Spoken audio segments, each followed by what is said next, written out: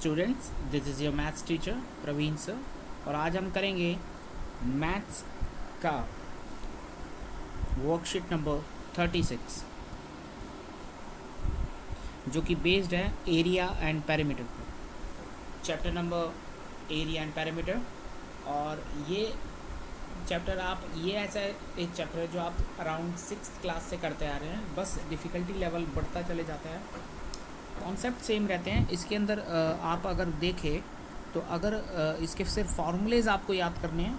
अभी सबसे पहले हम बात करेंगे ट्रायंगल्स की इस वर्कशीट के अंदर, और नेक्स्ट वर्कशीट में हम ऐसे धीरे धीरे अलग अलग शेप्स की बात करते चले जाएंगे। तो इस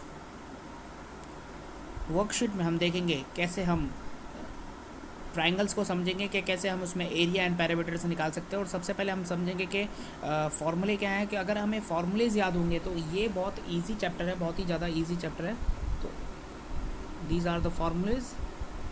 सो ये फार्मूला है parameter and area of rectangle. मैंने आपको पिछली वीडियोज़ में मैंने आपको बताया था कि ट्रायंगल्स किस किस तरीके के होते हैं और किस किस तरीके से हम ट्रायंगल्स को हम समझ सकते हैं। तो 3 टाइप्स ऑफ ट्रायंगल्स मैंने बताए थे आपको, एक इक्विलेटरल,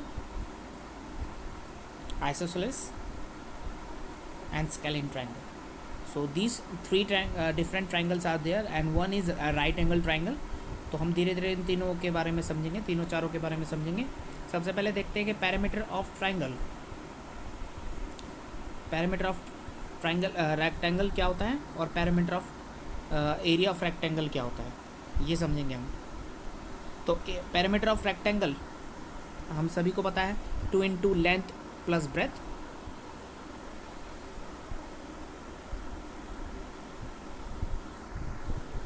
रेक्टेंगल बेसिकली होता क्या है, एक ऐसा शेप जिसके length and breadth 2 different parts में हो, और ब्रेथ जो है वो लेंथ से छोटा होगा। यानी कि ये अगर 2 सेंटीमीटर है तो ये 4 या फिर कितना भी हो सकता है, लेकिन इससे ज़्यादा होगा। तो इसका जो पैरामीटर होता है वो होता है आपका 2 इंटू एल प्लस बी। और इसका जो एरिया होता है वो होता है आपका लेंथ इंटू ब्रेथ। ठीक है, ये हमने किया हुआ है। और आगे चलते हैं, आगे समझते हैं कि ट्रायंगल का आपका एरिया क्या होता है। ट्रायंगल का एरिया होता है आपका half into base into height. Triangle area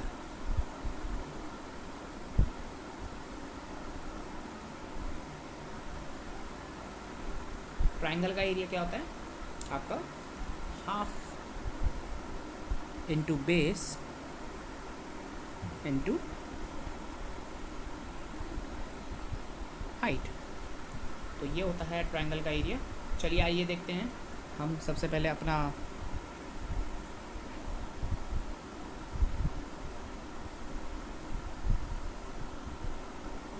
कि ये सबसे पहले हम देखेंगे कि इन राइट एंगल ट्रायंगल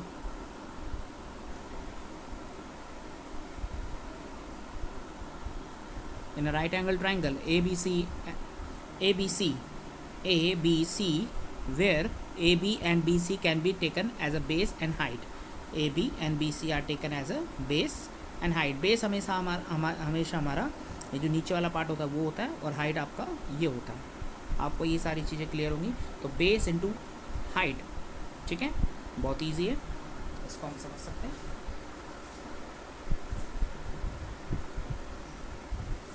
आइए आगे चलते हैं।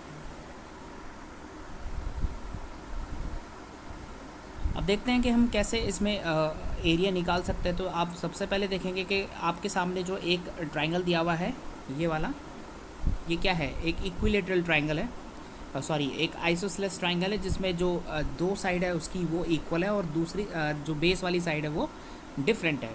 तो इस तरीके के जो आपको जब भी आपको ट्रायंगल मिलेगा तो आपको उसमें क्या करना है, जो इसका जो मीडियन पॉइंट है, मैं आपको अच्छे से समझाता हूँ इसको।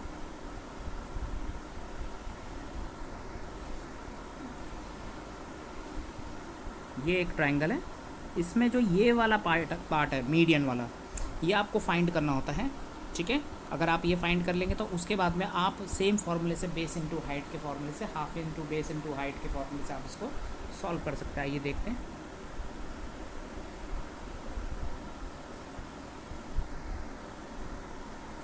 तो इसके अंदर क्या कह रहा है, इसमें एक ये वाला मीडियन वाला 5 दिया हुआ है, ठीक है। ये 10 दिया हुआ है, ये भी 10 दिया हुआ है, ये 5 है तो ये भी 5 होगा, यानी कि टोटल ये 10 सेंटीमीटर होगा। तो आइए देखते हैं, इसमें हमें ये वाला पार्ट निकालना है। तो ये वाला पार्ट हमारा कैसे निकलेगा, आपको अगर याद हो, आप अगर ये समझ सके तो ये आपको जो पार्ट मिल रहा है वो एक राइट एंगल ट्राइंगल वाला जो पार्ट मिल रहा है, जिसके अंदर ये जो है आपका बेस होगा, ये आपका हाइपोटेनस होगा और ये परपेंडिकुलर होगा, राइट। ये तीनों होगा और ये एक मिलके आपका एक पाइथागोरस थ्योरम बनेगा। पाइथागोरस थ्योरम हमने पढ़ा होगा, हमने 8th क्लास में मैंने आपको पढ़ाया था, ठीक है।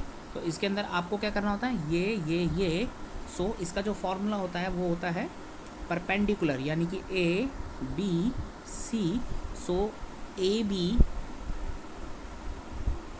Square plus B C square equals to A C square होता है।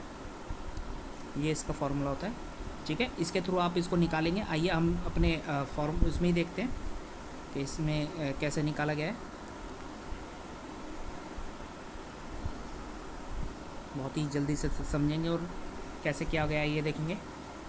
इसमें दिया हुआ है हमें कि डी ई 10 सेंटीमीटर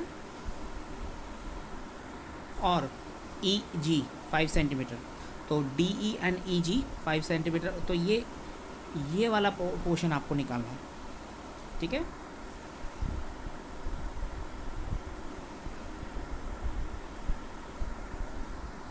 तो आपको क्या करना है, आप ध्यान से देखेंगे, मैं इसको समझाऊंगा क्योंकि इसी के बेस पे आपका एक क्वेश्चन भी आपका एक्सरसाइज में क्वेश्चन है। तो आप इसको ये समझेंगे ताकि वो क्वेश्चन आप इजीली कर पाए। ये है आपका, ठीक है।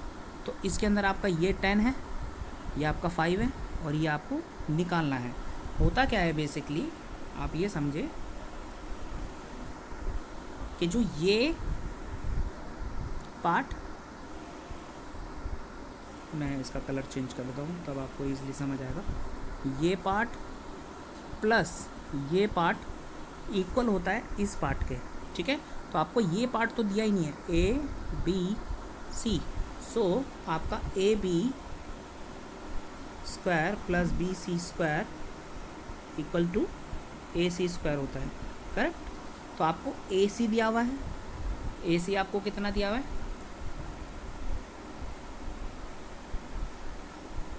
यहाँ पे आपका डी ई जी दिया हुआ है, तो लेकिन मैं आपका ए बी सी के थ्रू कर रहा हूँ।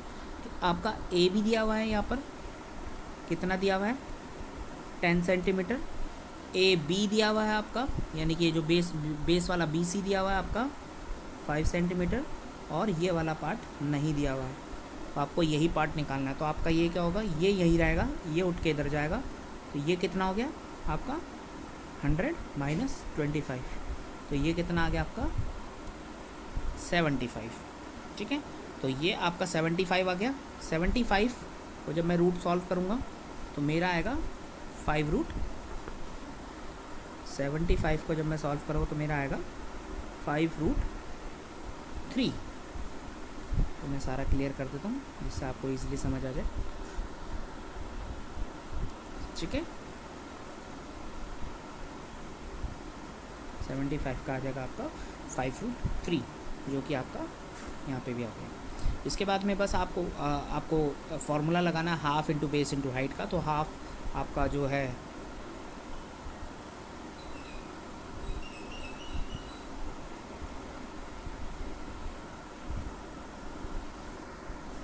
आपका हाफ जो है, बेस आपके पास है ही, बेस है आपका 5 सेंटीमीटर एंड आपका बेस आपका है 10 सेंटीमीटर और हाइट आपकी निकली है 5 रूट 3। तो इसको आप सॉल्व करेंगे तो आपके पास में आंसर आ जाएगा। सेम इसी तरीके से आपका ये वाला भी क्वेश्चन है। आइए देखते हैं अब आपके पास में हमारे एक्सरसाइज के क्वेश्चन देखते हैं कि कैसे सॉल्व करने। Find the area of an equilateral triangle if the length of each of the side is 12। Equilateral triangle क्या होता है आपका, इसकी तीनों साइड बराबर होती है और एक साइड 12 है, दूसरी 12 है, थर्ड भी 12 है। तो ये कह रहा है कि इसका एरिया निकालना है। इक्विलेटरल ट्राइंगल का जो एरिया होता है वो होता है बच्चों √3/4 साइड स्क्वायर। ठीक है, इसका फॉर्मूला अलग होता है। तो आप ये लगाएंगे √3/4 इंटू साइड कितनी है आपके पास में 12 स्क्वायर। तो वहाँ √3/4 12 12 144। इसको आप सॉल्व करेंगे, आपका आंसर आ जाएगा। आई होप आप इसको सॉल्व कर लेंगे। आइए अगला देखते हैं, आगे देखते हैं।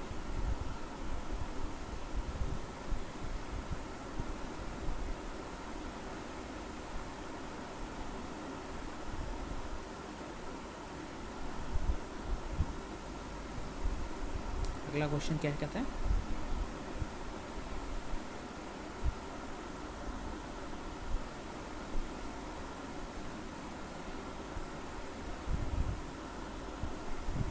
अगला क्वेश्चन कहता है find the area of N isosceles triangle in. अभी हमने एक क्वेश्चन किया था जिसमें हमने पीछे एक एग्जांपल किया था, ये सेम वही है। आपके पास में एक आइसोसेलेस ट्राइंगल है जिसकी ये दोनों तरफ 10 है और नीचे वाला जो बेस है वो 16 है। तो आप इसका मीडियन निकालेंगे।